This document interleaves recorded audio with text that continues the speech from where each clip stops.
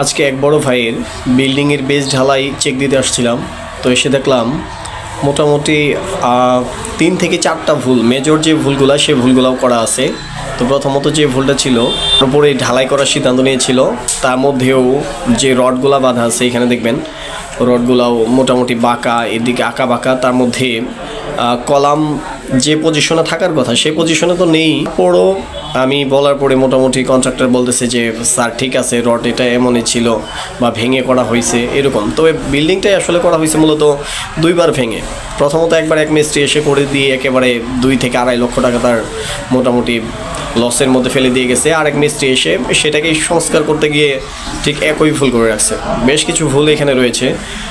ভুলগুলোর মধ্যে যেমন আপনার শাটারিং করা হয়নি, বেজের শাটারিং করা হয়নি। তার মধ্যে আছে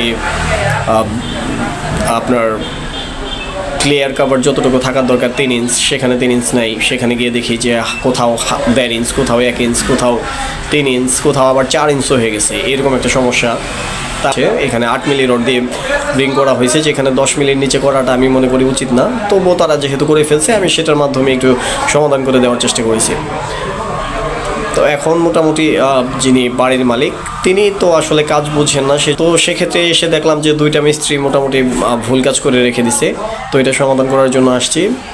এইটা মোটামুটি ঠিকঠাক করে দিয়ে যতটুকু করা যায় করে ইনশাল্লাহ করে দিলাম। তো আশা করি যে এইরকম ভুল কোনো মালিক পক্ষ বা কেউ যেন না করেন। আগে একজন ইঞ্জিনিয়ারের সঙ্গে পরামর্শ করবেন, তারপর গিয়ে মিস্ত্রির সঙ্গে কথা বলবেন। আগে মিস্ত্রির সঙ্গে কাজ করে, মিস্ত্রি যখন ভুল কাজ করে দেন ইঞ্জিনিয়ারের কাছে আসেন, এটা আসলে উচিত না।